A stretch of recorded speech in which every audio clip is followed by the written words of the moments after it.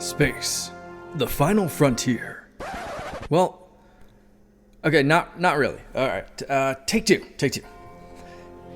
Here in the Mitten State, welcome to Code 47, bringing you all things Star Trek, spanning the quadrants, the best thing since the neutral zone.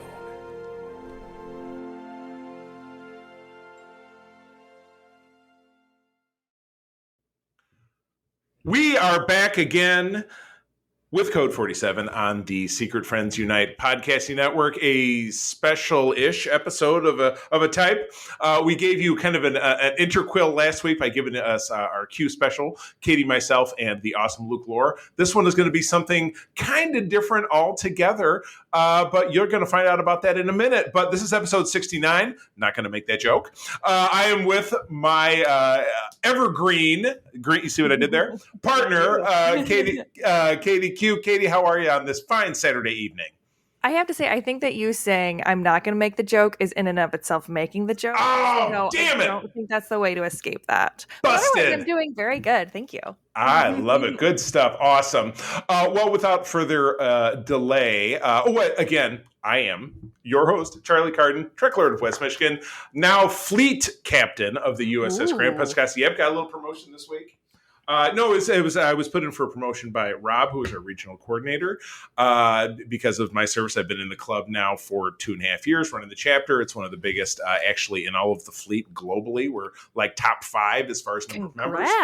Thank you. Well, the very first thing I did with that was put in my executive officer, my lovely wife April, for a promotion to the rank of captain, which was heartily accepted. So we are. I was exchanging text with an old coworker of mine a couple days ago. He was saying, "You guys are just a house of captains over there. Look at you guys." I guess. So anyway, very excited. We love the club. I spent a portion of the last couple of days shoring up some events that we're going to be at throughout the state for the rest of the year. So we enjoy doing it. And of course, Grand Rapids Comic Con is happening next weekend. Our crew is going to be running that because April and I will actually be at Mission Chicago in Chicago at the McCormick Place, which is the first honest to God real Star Trek, official Star Trek convention that has been around for probably 30 years. But I could gab about that all day, but for the sake of leaving time open for what's going to be a super exciting segment 2 of the show, we're going to start out with segment half, which is news, which we don't always have. But we've gotten in the last, I'm going to say 4 or 5 days,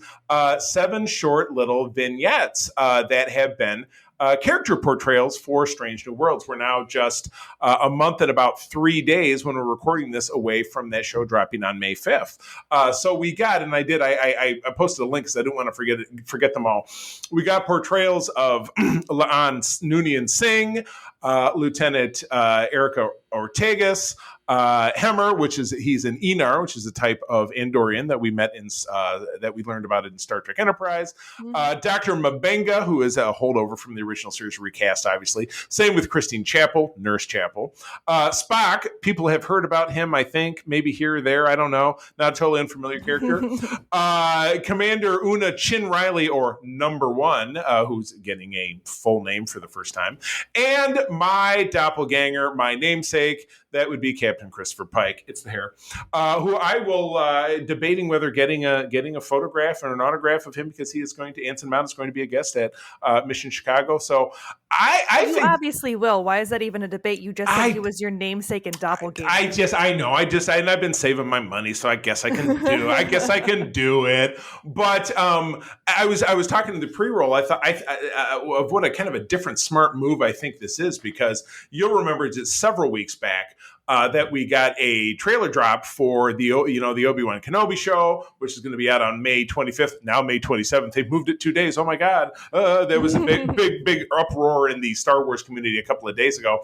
And that was very dynamic and packed with action and all this different stuff. And then we got this quiet, little unassuming, little, Pike riding his horse in the snow with a big white beard and a couple of cut shots of this and that of everybody else in space. Kind of underwhelming little teaser trailer for this show. Now we come back with these 7 different vignettes highlighting the characters, but we're still getting what is obviously some high action moments from the first several episodes of the series. I think they did pretty well with this. I thought that they were pretty cool. And I know that you said you hadn't seen them all, but even if you've seen a few of them, I think you get the Yeah. taste of kind of where it's headed. And I think yeah, you can definitely. It seems like it's got, maybe a little bit more fun. Not that Discovery isn't fun, but just kind of it seems like it's going to be leaning a little bit more into the kind of like the campy fun, maybe is a way to say that, of the OG series, which I always loved. So seeing it kind of in a new twist, so that it's not like campy cringe. Right. No offense to the TOS lovers. That's okay. I mean, and like I said, and I walk the line. I think I have more interest in this show overall than allegiance to TOS because I grew up on TNG. So I'm more fond of that aesthetic, and I loved season 2 of Discovery. So I'm really ramped up for this. This is going to kind of be the viewing for me, the thing that I'm the most excited about. Yeah, it's definitely a solid cast. It seems like they're rounding out a really good group. So I'm very excited to see where it takes off, because I did absolutely love them when they were kind of crossing into Star Trek Discovery. So I was really excited when they said they were going to do a spinoff series. For sure. So that's it for the news shortly, but let's jump right into mission logs. We have 2 episodes of Star Trek Picard, and it was funny. You and I had a schedule kerfuffle that we didn't think we were going to have an episode until later in the month. So looking at that, I was going to stack. We were going to have to talk 4 episodes of Picard, and then the second segment we were going to do, and it was going to be this big mess. But thankfully, we got things all sorted out. So this episode is coming out on Monday the 4th, my wife's birthday, as a matter of fact. So I better get this done right away, so I'm not messing around with it on Monday. But yeah, we got 2 episodes of Picard. We have, first and foremost, I'll do the first one, you do the second one. We have episode 4 is Watcher. With time running out to save the future, Picard takes matters into his own hands and seeks out the help of an old friend. Meanwhile, Rios ends up on the wrong side of the law, and Jurati makes a deal with the Borg Queen. Oh my goodness, a lot of stuff going on. What's your take? I both loved it and I didn't like it. Okay. If it was very conflicting for me, because I love where, and this is going to kind of lead into to my feelings about episode 5 too. Sure, of course. But I really enjoy where the story's going. I don't necessarily enjoy how they're getting there, if that makes sense. It feels like they're playing fast and loose with the characters. Mm-hmm. Yeah, so, yeah. The ending, like specifically the ending where, because Jurati Agnes makes this deal with the Borg Queen of saying, hey, if you help me, I know you're just as lonely as I am. I know you're just as depressed as I am. So between them needing me, we can chat, have some girl time, and just hang out. And then she leaves. Like, she immediately breaks that promise to her and just leaves. And I'm like, that didn't feel very Agnes to me. Right. Like, it seemed like that would be something that she was actually craving, especially because she has this draw towards the Borg Queen. Right. So it led into the Borg Queen's actions of episode 5, but I was like, I felt like there were other ways to get there. And just like, I know 7 is, she's always been kind of socially distant. She was Borg. She's always been a little aloof, but she's never been just like continually aggressive. And she just felt very, very like her and Rafi are at each other's throats these past few episodes.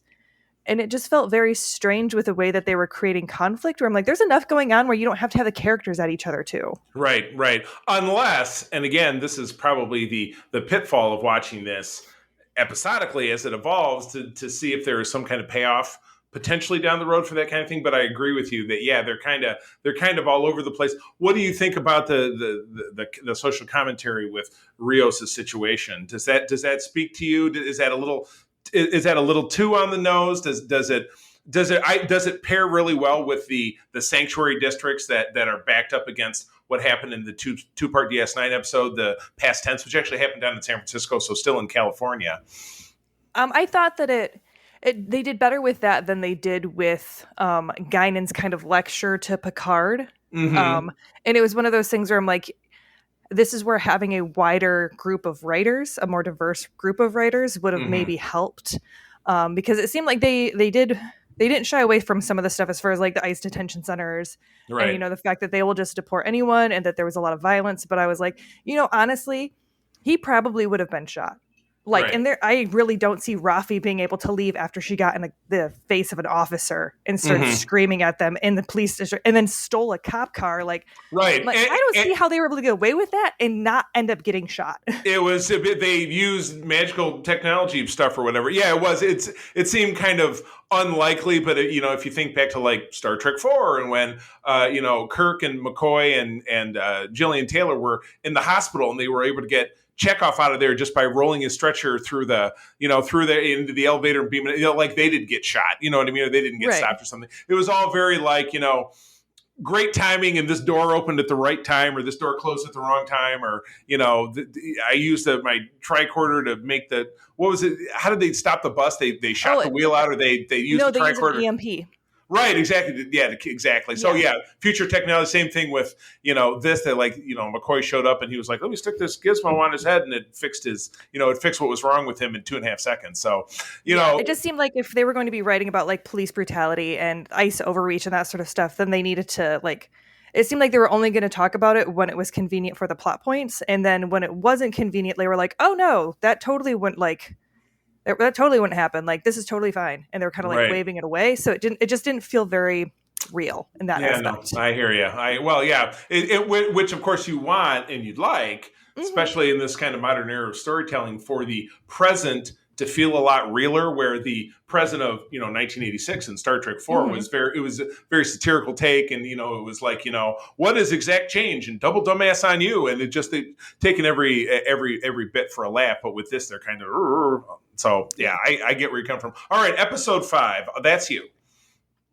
All right, Picard discovers an important person from his past may be integral to the divergence in the timeline. Q continues his manipulation of the timeline, taking an interest in Dr. Adam Song. Seven and Rafi attempt a daring rescue of Rios, while Jurati faces the consequences of her deal with the Borg Queen. Ooh. Dun, dun, dun. Dun, dun, dun, indeed. I like this episode better myself. This was, it was a lot of different elements. Obviously, you're tracking the plot in different kind of quarters. In France, you have the fact that the Borg Queen is able to manipulate technology and make a 911 call, or whatever the French version of 911 is, get an officer out there who she then takes hostage. And then obviously Agnes is alerted to this and has to, grab a working shotgun out of the abandoned. That's been abandoned for over a century. Yeah, exactly. But there's a working shotgun there, so that makes sense. And she's able to, essentially mortally wound the Borg Queen. But the whole thing about the Borg Queen is merely a vessel, as all Borg are, and then it's clearly impacted that the Borg Queen is in her head, so it's a little bit like Baltar and Caprica 6 from Battlestar Galactica, and so now we're dealing with that. So it casts a little bit of a light on who that mysterious masked Borg individual was that we saw back in episode 1 that blew up the fleet of Starfleet ships. As through some twists and turns, feels like that's going to be Agnes, but we're going to find out. And we meet Picard's ancestor, the very lovely Rene Picard. Obviously a name that can play both ways, because that was his nephew's name in the original series. But yes, the first Picard who dips their toe into space, which I think was established before the series, but I think it was obviously mentioned in Admiral Picard's speech to Starfleet Academy in episode 1. So they were kind of teeing that up. But yeah, you see that she's part of this Europa mission, which we got a little tease for at the end of episode 4, which we didn't mention at the end of episode 4. Q's failure of a snap. So his powers are, you were left to believe maybe at the end of the episode that his powers were missing, but then you see in this episode that they're still functional or some such, because that comes into play with the return of Adam. Brent Spiner as Adam Sung, and then you get the return of Issa Barones as his daughter in this case. So it's funny how that line traces backwards, that Data built and designed an android, or Data's, the Sung instant built an android that looked exactly like his own ancestor, in male and female. So there's only 2 faces in the Sung family apparently. But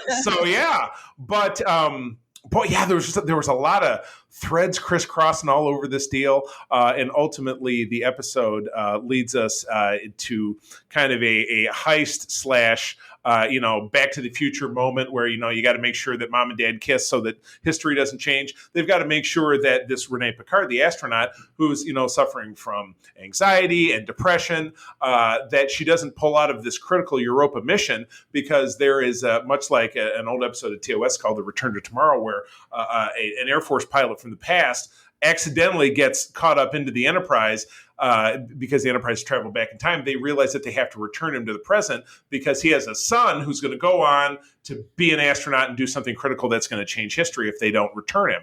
So this is the same kind of thing. So this is all the people. Is she supposed to be on the Europa mission? Is she, though? You think that it's a misnomer? I think that she's the red herring. You think so? Okay. Oh, yeah. Okay, well, tell me. Because theories are abounding in my little brain. Okay. Because the only thing Picard knows about her is that she went to Io. There's no record of her going to Europa. Okay. So I'm wondering if Q sent them on this little goose chase because he's actually messing with Sung. Because now Soon's genetic engineering is working. What was the Confederation all about?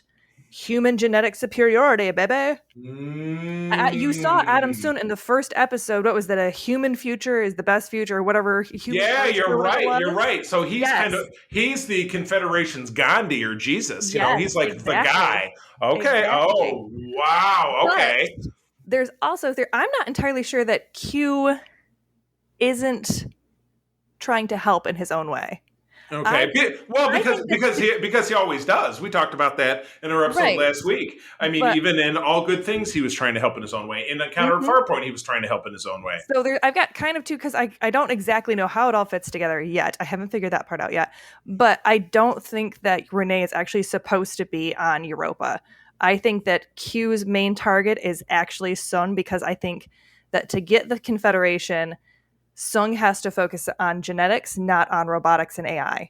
Because if his daughter passed away, it's very possible that he would then start looking into robotics and synthetics so that he can start building that human, brain that would be able to handle human emotions and human capacity.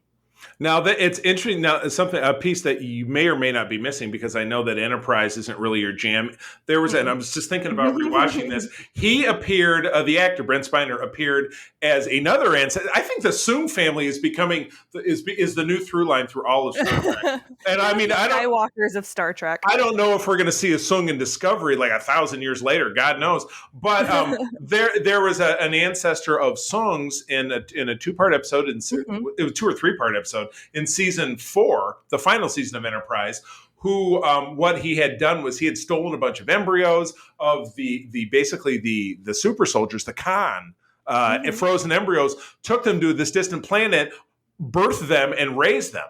And then what happens in this Enterprise episode is that they come back and they steal a Klingon ship, and they're going to start a war with the Klingon Empire, and they have to get Soong out of prison to help them stop him. And he's a very nefarious character at this point, so he's not a good guy.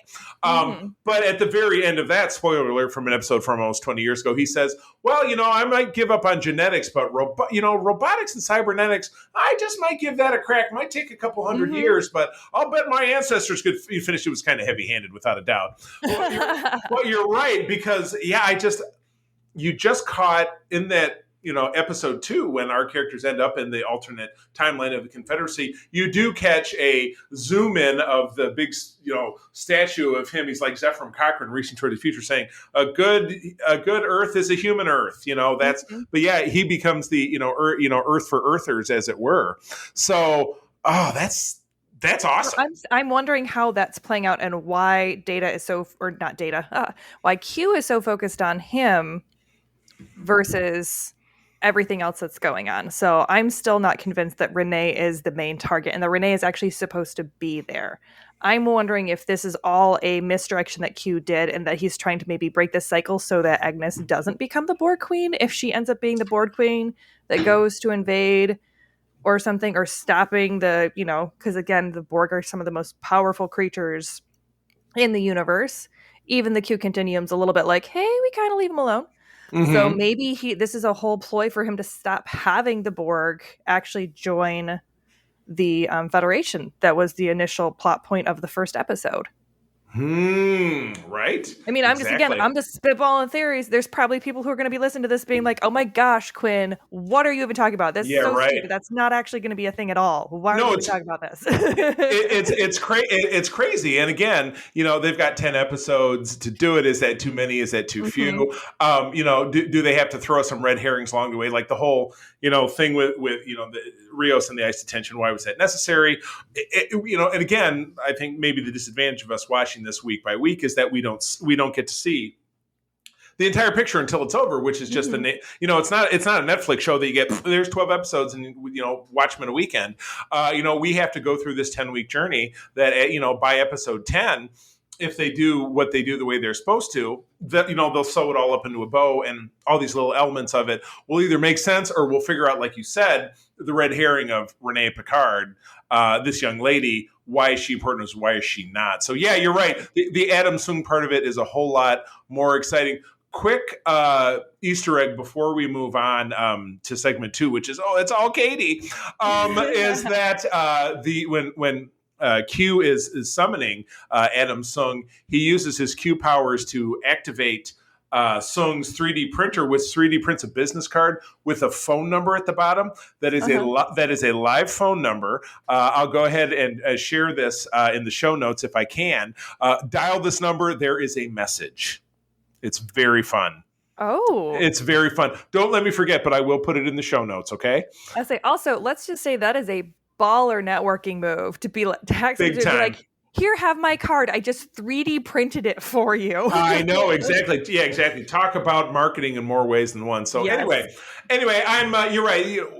Red herrings in the mix, but then certainly seeing the Borgie twist that Agnes's character is taking, I'm very excited. I think we're going in a good direction. I'm enjoying the season myself. Very much. Yeah, I'm enjoying it too. I'm really excited to see how it kind of wraps up, to see if maybe some of my theories come to pass, or maybe if none of them come to pass. I do hope that they get a little bit back more to the core of the characters, so that they stop having less internal conflict and they can just deal with the external conflict. Absolutely correct. Well, cool. Well, that wraps up Mission Logs, talking about new episodes. And it's funny, I'm doing it for the first time. I'm turning the reins over. I'm getting up from the helm council and I'm letting you sit down because you're going to fly this starship. The rest of the show, I am. It's going to belong to you. So go for it, please. You, with my blessing, you're not acting captain. Take it away. All right. Well, so just a little bit about, what we're going to be doing is this is a little bit different of an episode. So instead of breaking down a few select episodes, we're going to be going over the entirety of the first and second season of Lower Deck. Woo! So obviously this will be a little bit more about the vibe. There will definitely be some specific moments. So obviously spoilers aplenty, but you should know that if you're listening to us anyway. We just kind of shoot from the hip.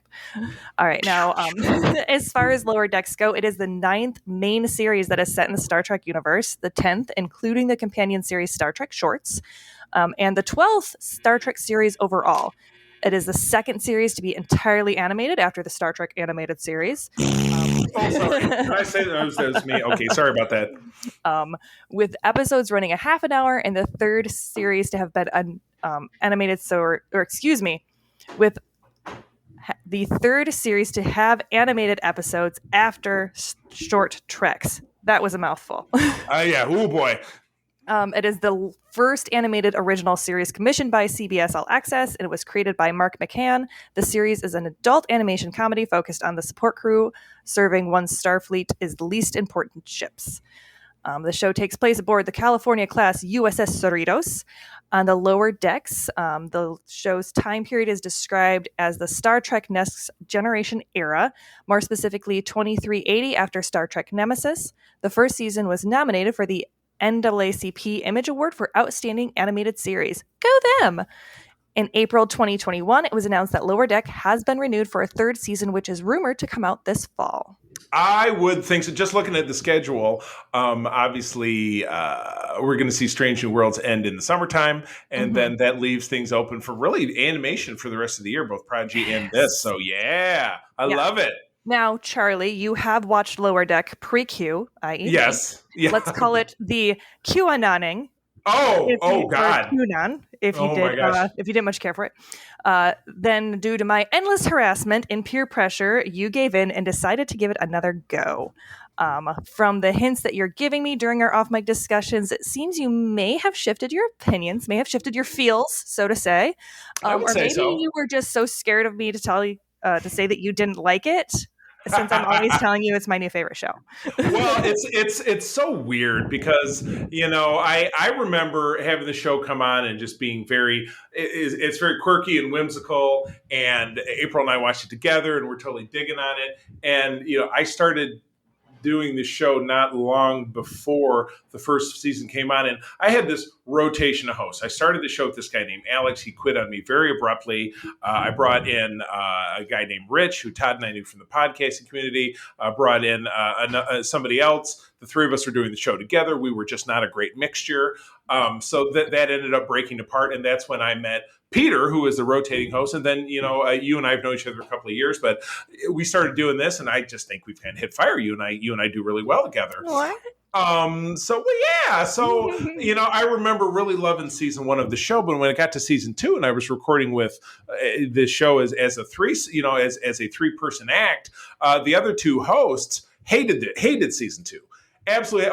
This flies in the face of everything I like about Star Trek. And I tried to watch this with my kid, and it's just oh my gosh, no.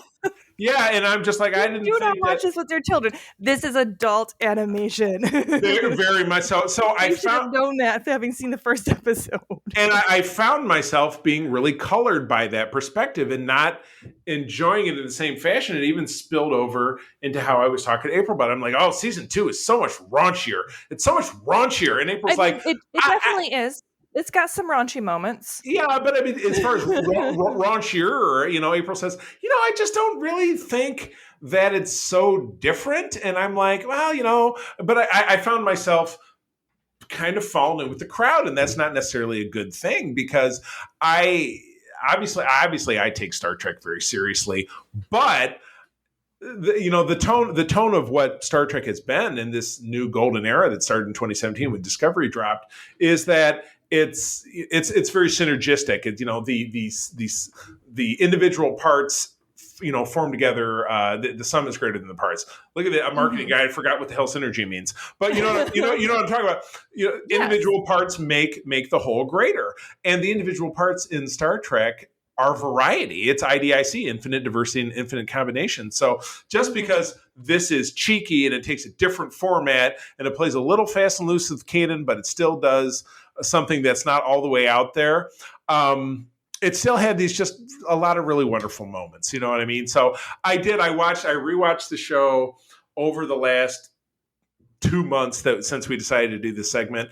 And, there were some eye rollers in season 2 that the most egregious one would be that the one with the Mugatos and the Mugato Gumato one, and then again in the holodeck episode, the I Excretius, where I'm like, oh, I shit, which is where they're the all naked, not the all naked workout one, because that was in the first episode of season 1, I remember, but it was the one where it's like a super it's the sex training program, and so they're on the sex. It's a super. So I'm like, that when Boimler, when he's doing the his butthole blacked out, I'm like, when that came on the first time, I goes, well, this is not Star Trek to me, and this is brr, brr, brr, brr, brr. And I was just I kind of went with the crowd, and I don't necessarily think that I didn't find it somewhat enjoyable, because I came to. I let myself forget how much I love the characters, and the what did they? I think I was editing some of these notes, but I might have edited out the part that the 4 character is known as the ridiculous 4 or something, because they're absolutely absurd. Yes. But they're wonderful in the same way. I mean, Tendi, for example, is an Orion. Yeah, she's like, what? It's a terrible misconception that all Orions are thieves and pirates, because some of us have not been for as much as 5 years. Yes, but we're gonna go. years. We're gonna go visit my cousin. He's a pirate who lives on a thieves' moon, and he's going to be able to help us out. Yes, and then you find out that she's the mistress of the winter constellation. Yeah, exactly. Yeah, she's like, I've been trying to put it behind me, because she's so happy. Tell people it makes me really uncomfortable. I know, but yeah, she just seems like she's very much this, sweet little dainty snowflake. But yeah, she's it's fun, and Mariner is so. What can but back to you. I'm talking more. This is you. No, that's okay. And I think that you hit on a really great point with Tendi right there, which is one of the reasons why I love this series so much, is because the characters are very fully realized. So even though a lot of it's very tongue-in-cheek and very absurd and very silly, the characters themselves have a lot of heart. So, and you see that in the first episode, because, I'm going to kind of riff off of Todd a little bit, even though he's not here to defend himself. Yeah. Oh no! Listening to this later, he could be like, "That's it, Katie, you're not coming on SFU anymore." But he kept comparing it to Family Guy, and I would say yes to a certain point. Maybe the early Family Guy episodes where there was still a lot of wit and a lot of self-awareness to them. Because, like, even in the first episode, you get Mariner, who's supposed to be the aloof badass who doesn't like anyone, who takes no prisoners, and who just wants, to buck in the face of Starfleet no matter what. And you've got her counterpart, Boimler, who follows all the rules, has zero demerits. Even the captain says that's disturbing that you have zero demerits. Like, it's kind of a joke that he is just, he's an ass kisser, 100% all the way. Mm-hmm. You have Tendi, who shows up. She's, first Orion in Starfleet, or one of the new Orion Starfleet, has never been on a ship. This is her first assignment, wide-eyed, glassy-eyed, just super excited to be there. You're thinking, oh, she's naive. She's just going to get into the mix of it, and everything's going to go blow up. And then Rutherford's kind of shown as almost like a smooth kind of guy, where he's got this date, and the big focus is his date, and it's going really well. And you're thinking, okay, so you've got these kind of stereotypical archetypes. And by the end of the episode, all of those archetypes have been completely pushed aside. Like, Mariner ends up taking Boimler on as her mentor. Boimler lies to the captain to save Mariner's ass. Rutherford ditches his date because she didn't know why a red alert would override door function such and such. They're just the too nerdy. And right. Tendi is sitting there completely covered in zombie black throw up ooze, and Beckett makes a joke about oh, are you still happy to be here? And she's like, this was the best day ever. So you just have it where, yes, they are stereotypes in quotes to a certain extent, but they are very quick to eschew that to make it so that the characters have a lot of complexity to them, which is what I really enjoy about it. Right. And then you also have just like stupid stuff like, Q showing up and then basically telling him to buzz off. They're like, we're done with this weird space shit right now. Q, go away. Yeah, right. It was like, oh my goodness. Yeah, you're right. There are a lot of ups and downs with all of the characters. Boimler has this quest, and it's funny how they kind of subvert something in Starfleet that actually is normal, is promotions and demotions that don't involve you just getting kicked out altogether. Like, great example in the Best of Both Worlds, the big Borg two-parter that spanned between seasons 3 and 4 of TNG. When Picard was taken by the Borg and transformed into Locutus, Riker was promoted to the rank of captain. Mm-hmm. And at the end of part 2, when he was rescued and back and everything, he has this scene at the end of it where he's talking to Shelby, who Elizabeth Dennehy, the guest star, who then goes off. And then he says, Riker says, everybody's worried about my next job, but, I'm considering my options, and it's nice to know that I can do some different shit. And then the next episode, he's back to commander's rank, and he's back to his old job, and it's never discussed. You know what I mean? So it's funny. So apparently Starfleet is not like any kind of modern military where you either advance in rank or you get kicked out or you retire. Mm-hmm. So you can go up, you can be, that's what the whole show is about. Boimler's desperate to rank up. Mariner doesn't want to rank up. The other two just kind of putz around, and they're like, we like doing our job. Or that whole episode where Rutherford is, I'm going to try all these different jobs because I just haven't found the real me, and then in the end, it's funny, and everybody, he's expecting all of his senior officers come crashing down on it, and they do the big, that is the greatest idea I've ever heard. I'm so glad that you want to try out security. Yeah, exactly. They really want you to, to thrive at what you want to do, and I want you to be the best at what you have. And the security chief calling him Baby Bear just Oh my gosh. gets me every time. Right. I like what is that? The big major was it Shanks? Is that his name? Who Shax, apparently I think, Shax? Who apparently dies at the end of season 1, but then he's back, and then they put all this mysticism around. You know, he has this PTSD about why he's not dead. Well, they can't talk about it.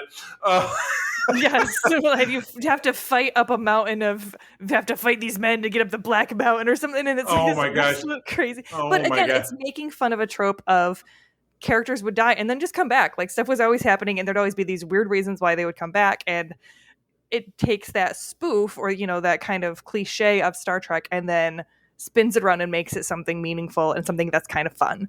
Right. And they took something very serious like the Children of Tama, which would be the Darmok episode early in season 5 in TNG. And they introduced your first Children of Tama character in Lieutenant Kayshawn, is it? Because he had an episode early in season 2. Yes. Kayshawn, his eyes open. Where he is a puppet. Yeah, exactly. Yeah, he became a puppit. the whole episode. It was like it was the Easter egg episode where they had to clean out one of these traitor, like the guy who kidnapped Data in the season 3 episode, The Most Toys. They had to clean it out, and it was just full of you saw the skeleton of the giant Spock that was in an episode of the animated series. Sorry, but it was just at the end of it, he gets turned into a puppet, but he goes on to be kind of an endearing character, and they're really riffing on his inability to work with the universal translator. So they do pick, and they have fun conversations like talking about a bit character from, like Roga Danar which was from a season 3 episode of TNG, who was this genetically hardwired warrior that, snuck through, he had beautiful hair, he says, and Boimler says, and then Mariner says, we're talking about super badasses, not some lame ass that nobody knows who the hell you're talking about. Right. So it's just, they're so 21st century in the 24th century that you're like, it's fun and relatable in a way that no matter how regular big people Star Trek tries, Lower Decks they really nail it, even if sometimes they do go too far. But the whole show in general, and again, I'm glad that I've come back around and I enjoy it more, is just absolute Easter egg haven that I get all the Easter eggs when most people just can't possibly. Like when Boimler ends up on the Titan at the end of season 1, and then in season 2 they do the transporter duplicate thing. So there's 2 of them.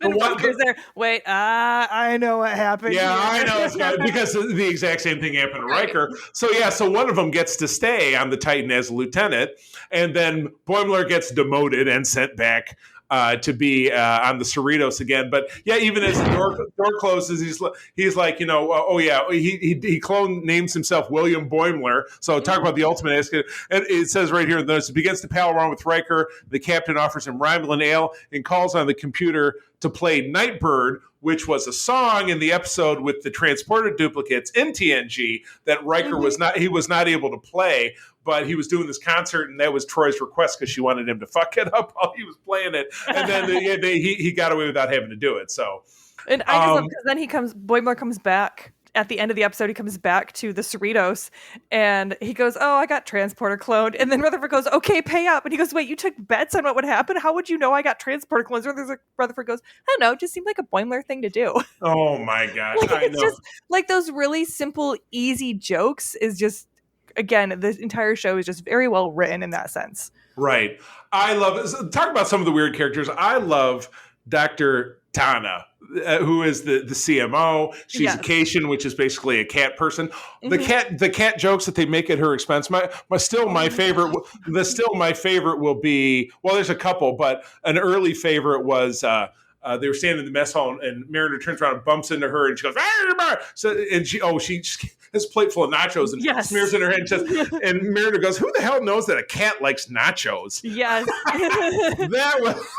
Or the fact that they don't give her real cat noises every time she meows or hisses. You can very clearly tell it's just the actor meowing or hissing, which again is very classic Star Trek because dub in different sounds. It was very obviously whenever they had like an animal-esque type character, it was just the guy going, Right. "Arr, arr."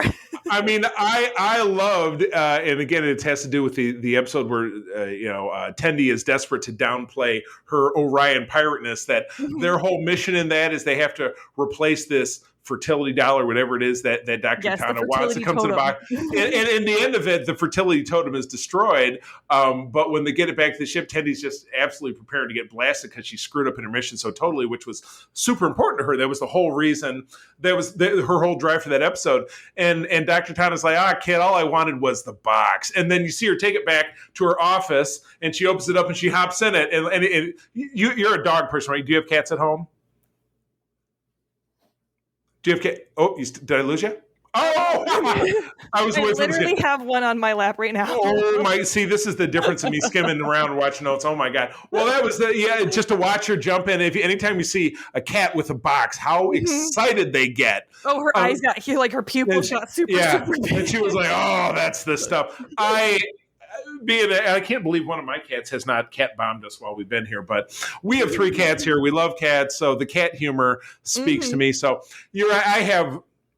I did watch season 2 in particular with an entirely new lens because of this. So I'm very grateful. I thought that was pretty awesome that we had a chance to do that. So what else? What other episodes kind of jump out at you? What haven't I talked about?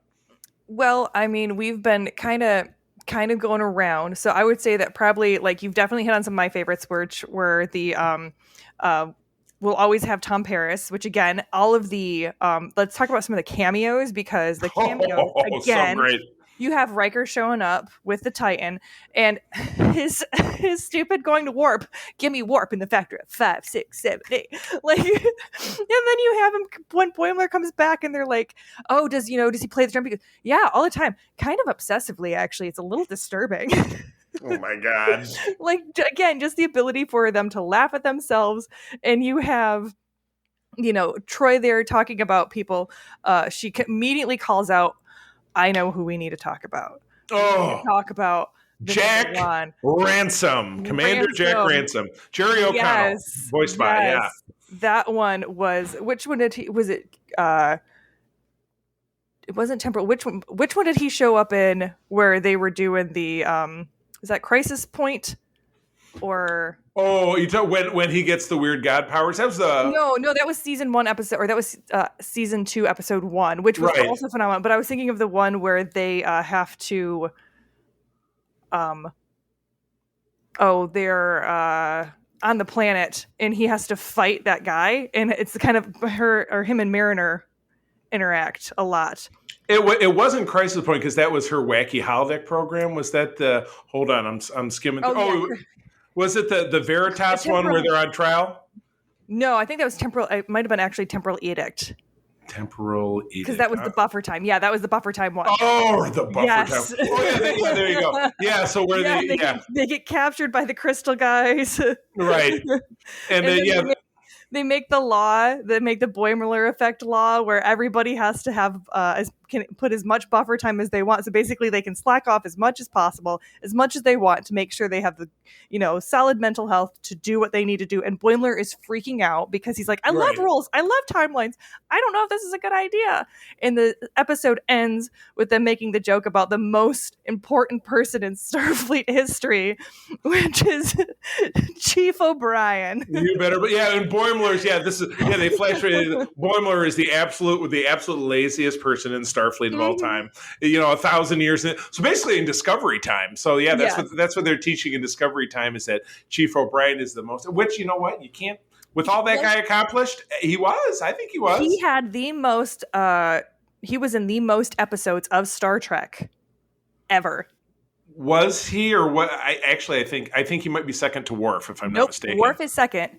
Really? I actually looked it up when they made that joke, and I was like, why? I'm like, because I was laughing my ass off, but I was like, why did they make that joke? And I found out that he had the most episodes. Worf was a close second, unless you're counting Gene Roddenberry's wife, who, if you're counting her time as the ship computer, she had the most, technically, because she was the computer voice.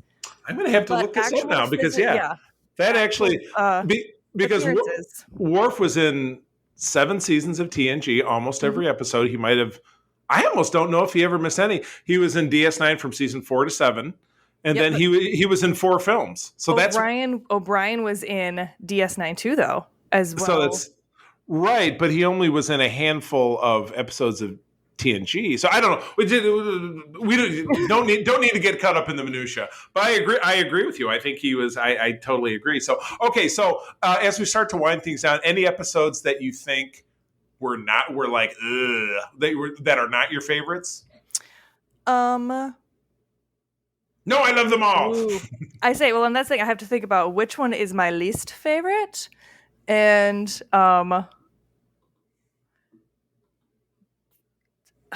I say there's so many ones that have a very like fun moment to them. Right. Yeah, you're absolutely correct. Yeah, I mean, because I was like, well, maybe the moist vessel, but then the entire side plot with Tendi screwing up that dude's spiritual ascension. Oh. And he's like, finally gets ascension, and he's like, "Oh, this is really painful. The universe is on the back of a koala. Why is it smiling? What does it know?" Oh my god. Okay. So it's kind of hard to find one that was like funny, but that didn't have impact, Right. or something like that, or that didn't have impact, but I was like, oh, okay. So yeah, I would say, oh, that's difficult. Maybe Much Ado About Boimler maybe would be my least favorite, but I'm putting that in quotations because I still very much enjoyed it. That was with him, and he was the transporter fuzz. Yes, and they're going to what's essentially the farm upstate. So they're like, oh, we have all these misfits, and we have them on a ship that's going to, what is it, the colony or the whatever. The farm. The farm. Yeah, yeah, exactly. It's the farm where that's where. But no, see, now I got to take that back because it's got the dog in it, and the dog is hilarious. Dog's the dog. Yeah. Yeah, Tendi makes this like demon possessed dog that can talk, and again, just shows the absolute wholesomeness of the show overall. Because this entire time she thinks it's a normal dog, and as it's flying away at the end, Tendi realizes that it's not a normal dog, so she goes, "Oh, dog, you really are a freak." And the dog turns around as it's floating away and goes, "I know, I just didn't want you to worry." Oh, my favorite, and again, I think it was in episode 10 of season 1's No Small Parts. One that was a misnomer was Tendi and Peanut Hamper, the Exocomp. Oh, that one was also very good. I started really seriously watching TNG closer to the end of season 5, and the Exocomp episode was in early season 6, and it was a joke around my family because there's a line in that episode where Data says, "I have found out that the Exocomps are a life form." And at some point here in this house, I lived in the house I grew up in here with my mom and my brother. Somehow it turned into a reference to a pudding cup, and I've discovered the pudding cup is a life form, and so that's why I have always loved that. So that was, yeah. But I love Peanut Hamper because she was like, she's like, I have selected a name that is the cutest or whatever. I picked Peanut Hamper. Teddy goes, "That is so great. I love it. Oh my God." Right. Yes. But then you think Peanut Hamper is the greatest, and then they get to the end of it. They're like, okay, well, we know how we can solve the blah, blah, blah, this thing and that thing. I don't remember what the exact issue was, but they were like, Peanut Hamper, it just depends on you because you got to fly in there and do this thing and that thing. And she's like, "I'm going to pass. Thanks very much." Right. And they were like, "What?" And I just joined Starfleet to piss off my dad. I don't want to get blown up over whatever. And you were like, "What?" And I love that she was painted with a little Starfleet uniform. That was totally awesome. But she was a super shitty Starfleet officer. That was, really was. Yes. No good. So yeah, at the end of it, she gets ejected out of the ship and she's floating in space. And you know what? Fuck you, Peanut Hamper. That's exactly what you deserved. Exactly what she deserved. Yes, absolutely. Oh, I was gonna ask you something, and then I forgot. Oh shoot! This is why we just get talking, and then I just get so excited about stuff, and I can't remember. Oh my goodness. Well, I was going to say "F you, Peanut Hamper" is now the name of the episode. So I think that's a good one to go with. Yes. There we go. Oh my goodness. Right, so who is your favorite character? That is. I know it's very hard. That is a tough one because I love Tendi as well, but I think I'm going to have to go with I mean, arguably, it's tough. Who's the main character? Is Boimler the main character? Is Mariner the main character? I feel like it's her, and I feel like she's my favorite because she's the one who I think is the most emotionally complex because she wants to be a screw off, but like Peanut Hamper, she wants to piss off her parents, but she's really very capable. And when she decides to buckle down, she can do some crazy stuff, but she's also just an absolute mess. I mean, the episode, oh God, I'm already forgetting the name of it. Her crazy holodeck episode, it's the Crisis Point, where even Tendi was like, "Why is your holodeck program so fucked up? This is crazy." Where she's just, because she's a mess, and then mom makes her go to therapy, and the counselor is a bird. One of those constantly is making fruit references. Oh Don't my be a God. pineapple. Oh my God. But yeah, I would go with Mariner. Like I said, I find her to be kind of the most emotionally complex. You never necessarily know what she's going to do. Where Boimler, you always kind of know what he's going to do because he's such a nerd, and he's such a brown noser. And where Mariner she's just all over the place and she's always riffing. I mean, I just even remember the line I keep the plate episode with Tom Paris where Tom Paris is visiting and Boimler it's his first episode back and none of his codes work, but he gets trapped in a conduit and he's got his plate and the plate starts talking to him and he's like, well, the plate says, well, you might want to get yourself checked out. You're talking to a plate. But at the end of it all works out, whatever it is. And then Mariner catches up with him and says, "Hey, Boimler, how's it going? Did you get your bowl signed by Chakotay or whatever?" That just cracks me the F up. Because she was listening, but she doesn't really care. And so, and I always laugh when anybody ends sentence with or whatever, because that's a catchphrase on one of my favorite podcasts, which is the Weekly Planet. It's an Australian podcast or whatever. So I end up saying it a lot too. Oh, so yeah. So how about you, Tendi? You're sticking with Tendi. That's your number one. I think Tendi, but I mean, I think that Shax and T'Ana are very, very close because just the fact that like Shax is so just raging all the time, and he is a Bajoran, very like obviously like he was part of the rebellion. And so he's always just got all this anger. And he talks about how, like, someone makes a joke about how where he learned to throw pottery. If he did that while he was on Bajoran, he's like, I was fighting rebellion. You think I had time to learn pottery? There was winning a war. Oh my God. And he's just, but he also is so passionate and so loving towards his crew. And he's very, very dedicated, which is great. And Ta'ana's she's just a crazy, crazy animal. She's amazing. I know.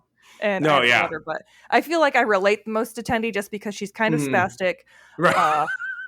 A little naive to social situations sometimes, and just really enthusiastic about everything. And so she is a part of me. And also, goodness. she's got green hair. Yeah, well, there you go. You're not going to go that short, and your cosplay, your first Star Trek cosplay is going to be Lucille Ball. We're working on it. Admiral Lucille Ball. Admiral Lucille Ball. I like it. So that's cool. All right. So real quick, thoughts about season 3. Overall story when they come back. So we were left with a cliffhanger. Yeah. So very big cliffhanger. I remember what I was going to ask you. How do you feel about how they're treating the Pakleds as the kind of like big bad of kind of the end of season 1, begin like all through season 2? Because they kind of built up a more concrete storyline through the second season, where the Pakleds became kind of this bigger deal, and with their only mention in TNG in that one throwaway episode. I mean, they're definitely stupid still, absolutely stupid. I walk around going red alert all the time to myself for no reason in particular. And it's red alarm, by the way. Yes. But yeah, that's a total, and it's a tribute to the show, because the show is very, it's like friggin', it's the Easter bunny hopping down the bunny trail. It's so many Easter eggs. So yeah, the Pakleds, there's no way that anybody who would be watching that show saying, oh God, I remember the rich heritage of the Pakleds and blah, blah, blah. They get more airtime than any other species on the show. And to make them the big bad, and when they're the absolute dumbest possible villain for the show, just really underscores to what kind of a brilliant comedic move it is. Because the show it's farcical, but it's enjoyable in a way that's not stupid. So it's not Rick and Morty, it's not Family Guy. And they're a legitimate threat. They turn them into a legitimate threat. Right, exactly. And then mixing in a little Klingon intrigue, which is always super cool. I think the Romulans would have been a better fit, but you know what?